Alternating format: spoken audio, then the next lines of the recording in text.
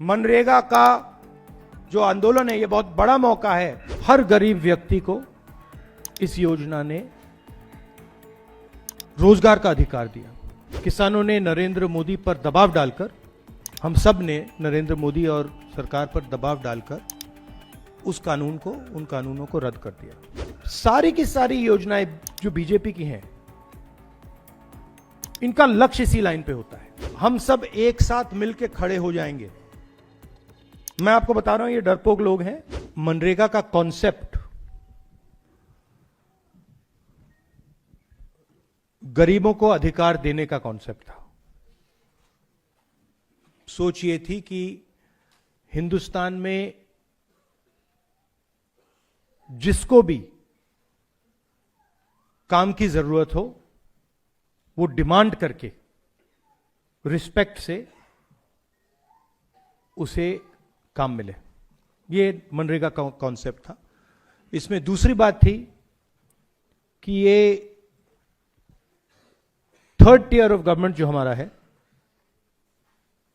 पंचायती राज का जो सिस्टम है, उसके माध्यम से ये योजना चलाई जाए। इसमें लोगों की आवाज थी, मजदूरों की आवाज थी, रिस्पेक्ट थी, और सबसे जरूरी अधिकार शब्द।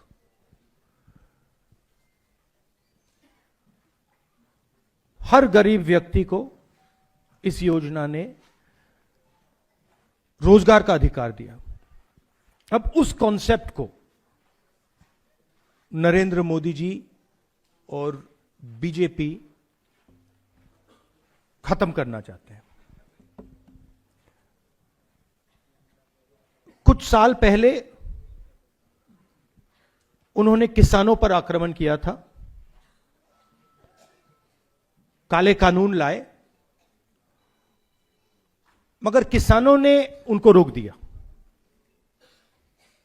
मुझे याद है, पार्लियामेंट में और सड़कों पे किसानों ने नरेंद्र मोदी पर दबाव डालकर, हम सब ने नरेंद्र मोदी और सरकार पर दबाव डालकर उन कानूनों को रद्द कर दिया।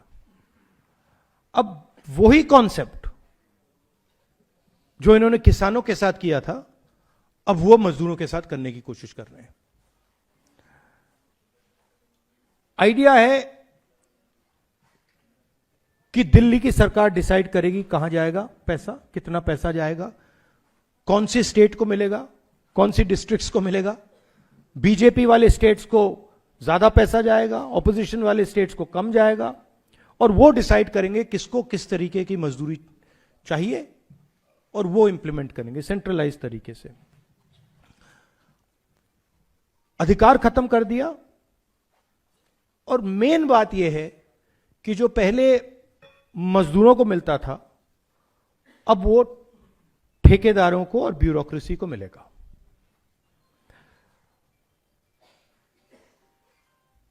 सारी की सारी योजनाएं जो बीजेपी की हैं,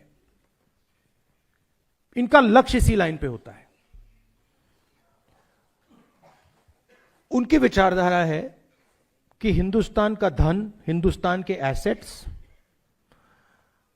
चुने हुए लोगों के हाथ में हो, वो डिसाइड करें, वो देश को चलाएं,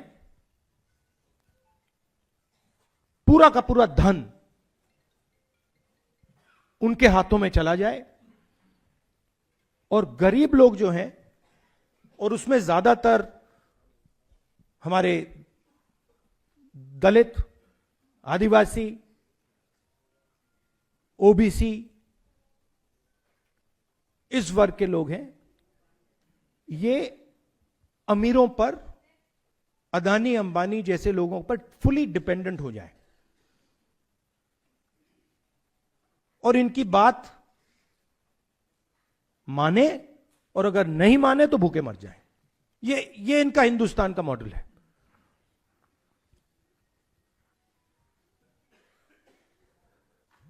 मैंने पिछले चुनाव में कहा कि ये संविधान पर आक्रमण कर रहे हैं।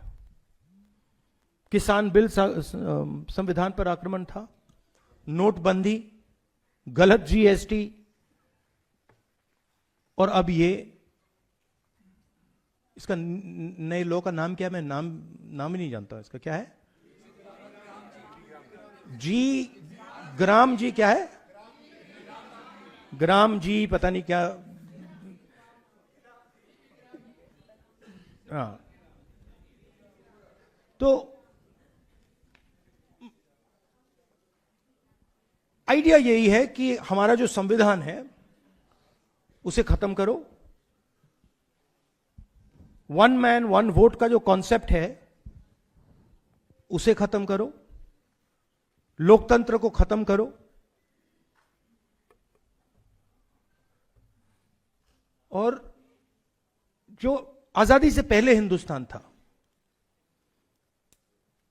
जहां पे एक व्यक्ति, राजा महाराजा, एक व्यक्ति पूरा डिसाइड करता था, सारे के सारे एसेट्स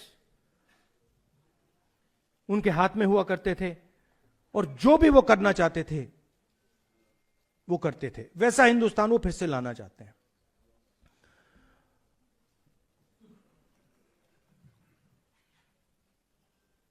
और इनकी इंटेंशन रुकने की नहीं है, क्योंकि ये जो मॉडर्न इंडिया का स्ट्रक्चर है इसको ये बदलना चाहते हैं और तोड़ना चाहते हैं।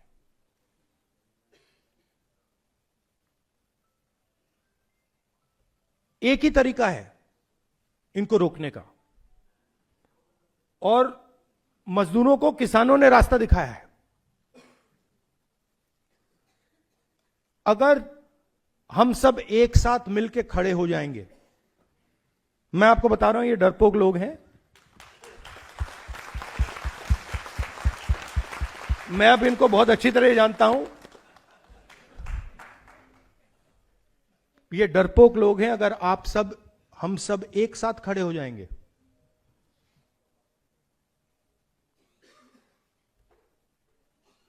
आप मनरेगा नाम देना चाहोगे या कोई और नाम देना चाहोगे? आप डिसाइड करोगे उस योजना का नाम क्या होगा, कैसे बनेगी, कहां चलेगी, कब तक चलेगी, कितने घंटे चलेगी। मगर ये मैंने कहा, मगर एक दूसरी बात ही कह देता हूं, अगर एक कमी है तो यूनिटी की कमी है।